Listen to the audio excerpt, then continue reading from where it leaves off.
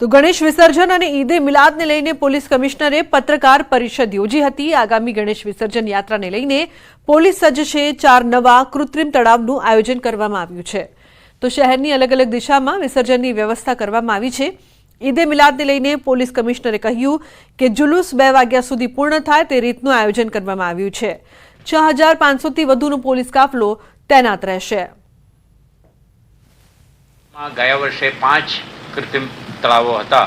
આ વખતે આપણે બીજા 4 પણ ઉમેર્યા છે। આજની તારીખે ઉત્તર, દક્ષિણ, પૂર્વ, પશ્ચિમમાં શહેરના ચારો દિશામાં આપણે વિસર્જન કરી શકીએ તે પ્રકારની આયોજન આપણા વિભાગ તરફથી મ્યુનિસિપલ કોર્પોરેશન અને અન્ય સ્ટેક હોલ્ડર સાથે સંકલનમાં રહીને કરવામાં આવેલ છે।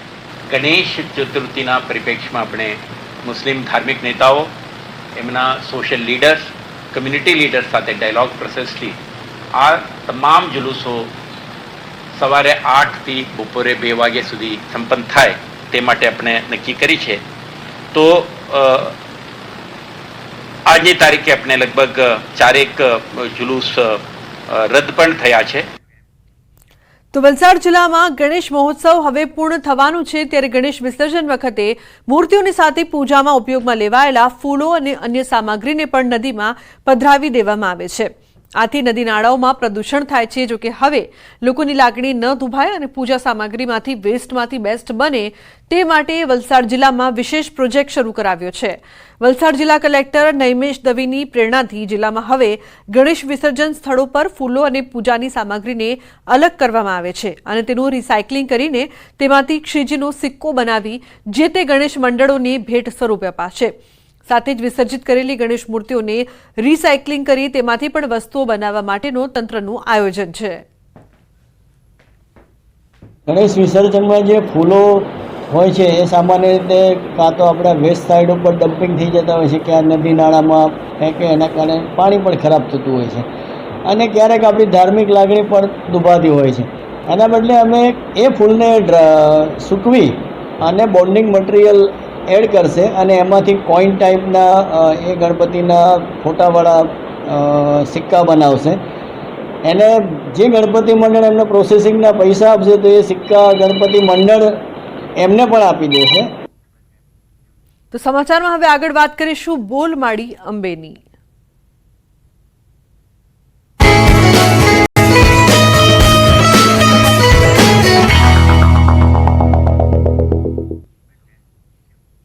તો અમદાવાદથી 190 વર્ષથી નીકળતો લાલ દંડા સંઘ ભાદરવી પૂનમના 4થા દિવસે અંબાજી પહોંચ્યો। સૌથી જૂનો અને આઝાદી પૂર્વે શરૂ થયેલો લાલ દંડા સંઘ અંબાજી ખાતે પહોંચ્યો હતો, જ્યાં મંદિર ટ્રસ્ટના વહીવટદાર અને જિલ્લા પોલીસ વડા દ્વારા સંઘનું સ્વાગત કરાયું। આ સંઘની પરંપરા રહી છે કે માતાજીની ધજા સાથે ધૂપિયું અને ત્રિશુલ અચૂક સાથે લાવવામાં આવે છે।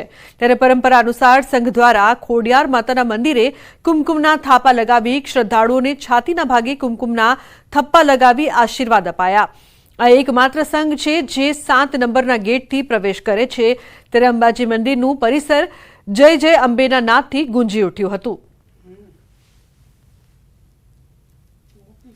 190 વર્ષ પહેલા અમદાવાદની અંદર કળાવતી માનવ પ્લેગ નામનો રોગ ફાટી નીકળ્યો હતો। તે રોગને શાંત કરવા શેઠ હરસિંહે માની કૃપાથી આસ્થા અને સંકલ્પ કર્યો। એ સંકલ્પ દ્વારા રોગ શાંત થઈ ગયો।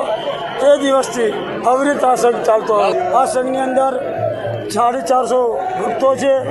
મારી સાથે જે મા જગદંબા સ્વરૂપે ત્રિશુળ છે, પણ ત્રિશુળ મા જગદંબા જમણી બાજુ છે, બટુક ભેરવ છે, ડાબી બાજુ પૂજાનું પાત્ર લે આકસ્મિક સમયે ઘણું બધું કરી શકે તંત્રવાળું। તો મહેસાણામાં અંબાજી જતા માર્ગો પર ભારે ટ્રાફિક જામ। મહેસાણાના ખેરાલુથી સતલાસણા તરફના રોડ પર ટ્રાફિક જામ જોવા મળી રહ્યું છે। ખેરાલુના શીત કેન્દ્ર ચોકડીથી વૃંદાવન ચોકડીથી નાનીવાડા સુધી ટ્રાફિક જામ સર્જાયો છે। અંબાજી જતા પદયાત્રીઓ સહિત વાહન ચાલકો પણ વધ્યા છે। તો ભાદરવી પૂનમનો માહોલ માણવા જતા વાહન ચાલકો ટ્રાફિકમાં ફસાયા છે। તો ભાદરવી પૂનમને લઈને સાબરકાંઠા જિલ્લાના રસ્તાઓ અત્યારે જય અંબેના નાદથી ગુંજી ઉઠ્યા છે અને પદયાત્રીઓ પણ છેલ્લા કેટલાય દિવસથી અનેક કિલોમીટરનું અંતર કાપી મા અંબેના દર્શને પહોંચી રહ્યા છે। ત્યારે ખેડબ્રહ્મા પોલીસે પદયાત્રીઓનું સુવિધા માટે હાઈ વન વે કર્યો છે। આ ઉપરાંત હાઈવે પર 6 થી વધુ પોલીસ વાન દિવસ રાત દોડી રહી છે, જેથી કોઈપણ યાત્રાળુઓને તકલીફ ન પડે. સાથે સાથે કોઈ સામાનની ચોરી ન થાય તેમજ અકસ્માત ન સર્જાય તે માટે પેટ્રોલિંગ ઉપરાંત તેમના માટે વિસામાનું પણ આયોજન કરાયું છે. તો એક પીઆઈ, 2 પીએસઆઈ સહિત 200 થી વધુ પોલીસ અને હોમગાર્ડના જવાનો પણ તૈનાત કર્યા છે, જેથી કોઈ અવ્યવસ્થા ન સર્જાય. એક પીઆઈ, 2 પીએસઆઈ તથા 250 થી 300 માણસો ભાદરવી પૂનમ નિમિત્તે પદયાત્રીઓની સુરક્ષા માટે ખડે પગે છે, જેમાં તમામ પ્રકારના માણસો માટે રસ્તો વન વે કરવામાં આવેલ છે, તમામ જગ્યાઓ પર બેરિકેડ લગાવવામાં આવેલ છે તથા યાત્રીઓની સામાનની સુરક્ષા માટે 6 એવા સ્પોટ ઉપર સીસીટીવી ફૂટેજ પણ લગાવવામાં આવેલ છે તથા રસ્તાઓ ઉપર પોલીસના 5 થી 6 વાહનો સતત 24/7 પેટ્રોલિંગ કરી રહ્યા છે તથા યાત્રીઓને કોઈ પણ પ્રકારની અગવડતા ન પડે તે માટે ખેડબ્રહ્મા સાબરકાંઠા પોલીસ સતત ખડે પગે છે. અંબાજીમાં ભાદરવી પૂનમના મેળામાં પોલીસનો વધુ એક ચહેરો સામે આવ્યો. મેળામાં યાત્રિકોની સલામતી માટે રાઉન્ડ ધ ક્લોક ખડે પગે રહેતી ગુજરાત પોલીસ સતત કામગીરી કરી રહી છે. મંદિર પરિસરના ગર્ભગૃહમાં સુરક્ષાની જવાબદારી નિભાવતા પોલીસ કર્મચારીએ પોલીસનું ગૌરવ વધાર્યું છે. અંબાજી મંદિર પરિસરમાં મેળા દરમિયાન દર્શનાર્થીઓની સુરક્ષાની ફરજ બજાવી રહેલા પોલીસ કર્મીઓ પોતાની ફરજ ઉપરાંત મંદિર બંધ થયા બાદ મંદિરને સ્વચ્છ રાખવા જાતે સફાઈ હાથ ધરી હતી. અધિકારી તેમજ પોલીસ કર્મી હોવા છતાં કોઈપણ જાતે નિર્દોષ ભાવે સફાઈની સેવા કરતા આ પોલીસ કર્મીઓ અને અન્ય પોલીસ કર્મચારીઓ માટે એક દાખલારૂપ બન્યા છે. मंदिर बंद होता है और उसमें साफ सफाई चलती है.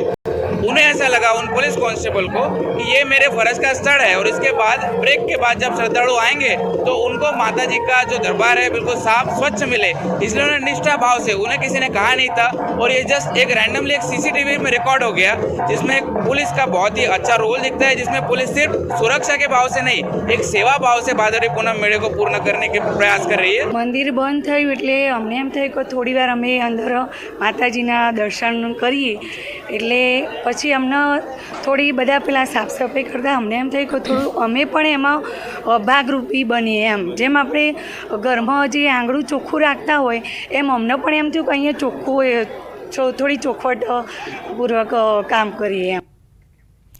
ગેનીબેન ઠાકોર સાંસદ બન્યા બાદ પહેલી વખત ભાદરવી પૂનમના મેળામાં મા અંબેના દર્શન કરવા નીકળ્યા. ત્યારે ગેનીબેને કહ્યું કે મા જગદંબાને પ્રાર્થના કરીશ કે બનાસકાંઠા જિલ્લામાં ભાઈચારો રહે, તમામ સમાજ ભેગા મળીને હળીમળીને રહે. મા જગદંબાને પ્રાર્થના કરશું કે બનાસકાંઠામાં ભાઈચારાની ભાવના રહે, તમામ સમાજના લોકો હળીમળીને રહે અને જે લોકો જે ક્ષેત્રમાં છે એ ક્ષેત્રમાં ઉત્તરોત્તર પ્રગતિ કરે. જે ટ્રસ્ટમાં લાખો કરોડોની આવક આવે છે એ જનહિતમાં વાપરે એવી એમને મા જગદંબા અંબાજી શક્તિને સદબુદ્ધિ આપે એવી પણ હું પ્રાર્થના કરું છું. મહેસાણામાં પદયાત્રીઓ માટે વિશ્રામ કેમ્પ, ગરમી વચ્ચે પદયાત્રીઓ સામે સેવા કેમ્પ. ગરમીથી બચવા ભક્તો લઈ રહ્યા છે સહારો. બફારાના કારણે ગરમીથી પદયાત્રીઓ પરેશાન છે.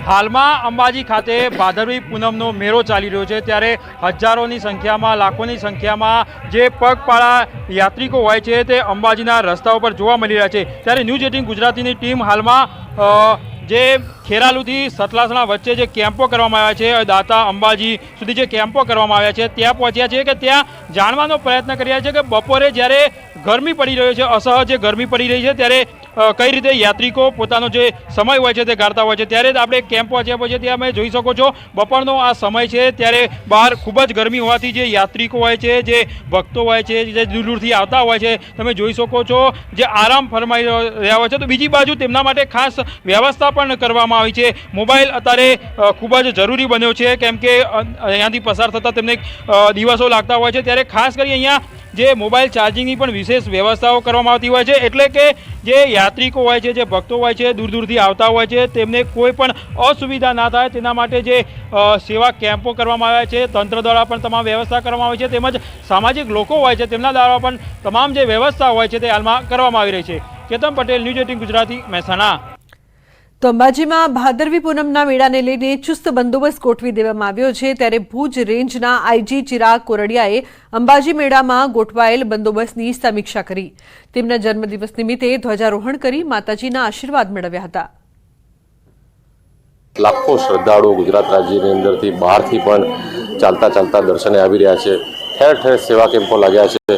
પોલીસ પણ અત્યારે આ સેવાના કાર્યમાં, બંદોબસ્તના કાર્યમાં લાગેલી છે. ખૂબ ઉત્તમ કક્ષાનો બંદોબસ્ત ગોઠવવામાં આવેલો છે અને ભાદરવી પૂનમનો મેળો નિર્વિઘ્ને પૂરો થાય, માં અંબાને પ્રાર્થના છે. તો કડવા પાટીદારોની કુળદેવી અને જગતજનની માં ઉમિયાધામ મુંજા ખાતે ધ્વજા મહોત્સવનો આજે ચોથો દિવસ છે. ત્યારે સવારથી જ માં ઉમિયાના દર્શન કરવા માટે દૂર દૂરથી ભક્તો હાલ પહોંચ્યા હતા. અત્યાર સુધી 6000 કરતાં વધુ ધજાઓ માં ઉમિયાના શિખરે માં ઉમાના ભક્તો દ્વારા ચડાવવામાં આવી હતી. અત્યાર સુધી અંદાજિત 4.5 લાખ કરતાં વધુ માં ઉમિયાના ભક્તો દ્વારા દર્શન કરીને આશીર્વાદ મેળવ્યા હતા.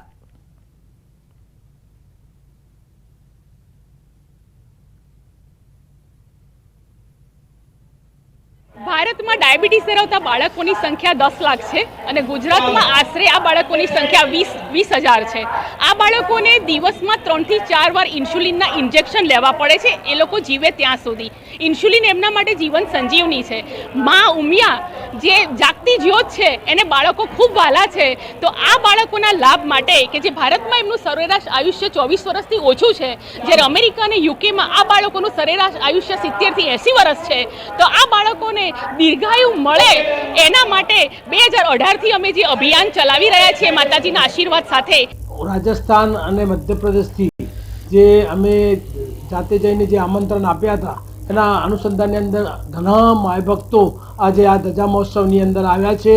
એમની સેવા ધજાઓ પણ ચડાવી છે અને એમના પહેરવેશથી આ વિસ્તારની અંદર પણ લોકો એમને જોઈને ખૂબ જ ખુશ થયા છે અને ખૂબ જ ભક્તિભાવથી એ લોકોએ માના દર્શન પણ કર્યા છે. અને લોકોનું ઘોડાપુર છેલ્લા 3 દિવસથી ઊંઝામાં આવી રહ્યું છે.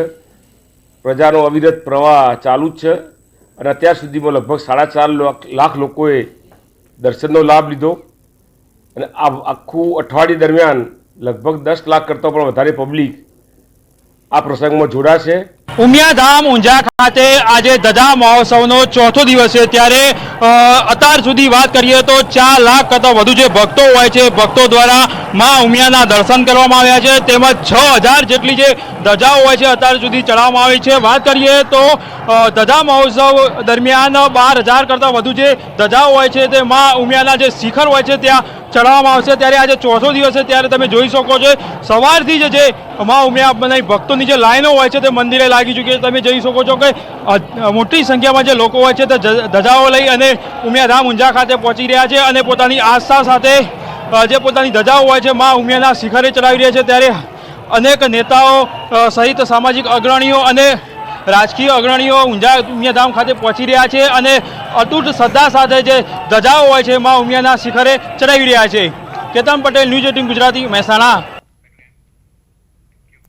સમાચારમાં આગળ વાત અમરેલીની રાજુલા ગ્રામ્યમાં ધોધમાર વરસાદ વરસી રહ્યો છે. ડુંગર, સાજણવાવ, રાબડા, ડુંગરપરડા સહિતના ગામોમાં સાંબેલાધાર વરસાદ વરસ્યો છે. તો ધોધમાર વરસાદના કારણે ખેડૂતોના ખેતરોમાં પાણી ભરાયા છે. વરસાદી માહોલ વચ્ચે ધરતીપુત્રો ચિંતાતુર. કપાસ, મગફળી સહિતના પાકોને નુકસાનની ભીતિ સેવાઈ રહી છે. તો ગ્રામ્ય વિસ્તારમાં સાંબેલાધાર વરસાદની શરૂઆત. ડુંગર, સાજણવાવ, રાબડામાં પણ વરસાદ વરસી રહ્યો છે. અચાનક વરસાદ વરસતા વાતાવરણમાં ઠંડક પ્રસરી છે, પરંતુ ધરતીપુત્રોમાં ચિંતા પણ, કારણ કે ખેતરોમાં પાણી ભરાયું છે, જેના કારણે પાકને નુકસાન થાય તેવી ભીતિ ખેડૂતોને સતાવી રહી છે. તો ગ્રામ્ય વિસ્તારમાં સાંબેલાધાર વરસાદની શરૂઆત. ડુંગર, સાંજણવાવ, રાબડામાં વરસાદ વરસી રહ્યો છે.